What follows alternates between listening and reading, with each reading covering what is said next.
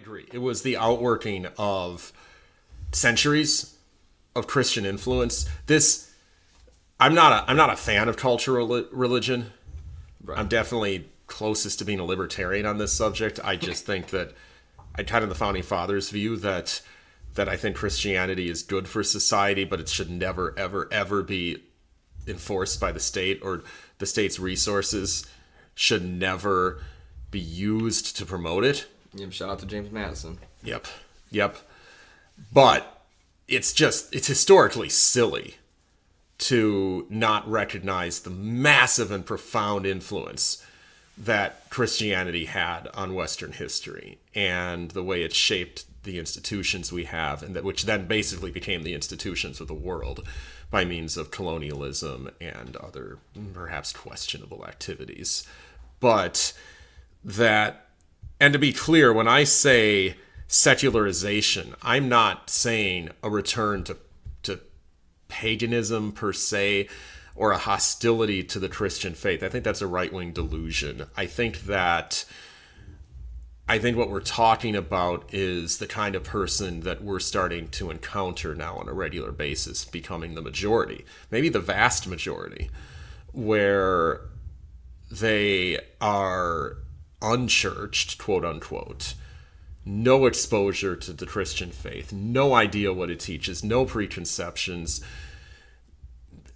Depending on where the politics go, if my prediction is right, and the politics are eventually going to be majority left and liberal, if my predictions are right that politically we're trending left, perhaps quite rapidly, then maybe either the polarization will disappear, or unfortunately might just reorient itself along axes, say between moderates and progressives. But I live in hope that will eventually, when we only have one political side essentially that means anything.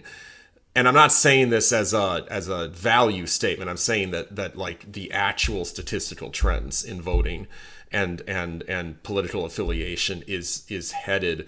It's a split between the older generations being much more conservative and the younger generations being much more liberal. There's a surge amongst Gen Z guys, but I think that's going to fizzle out too, as all the reactions to civil rights did. So I don't know what that does for this question.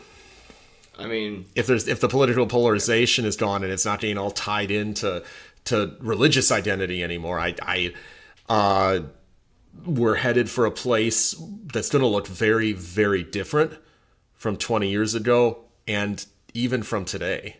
Well, I think we already kind of see it today that religious beliefs are becoming much more interpersonal and much more inter-household. It's not as, widespread mainstream. It's not as organized, which you could argue one way or the other. But I guess, me trying to be a little optimistic, I could say that probably will help it overall. And, hopefully that will allow people to either talk more and bounce ideas off each other in a more wise manner, or it will allow people to become spiritual and righteous in the way that God sees best fit for them.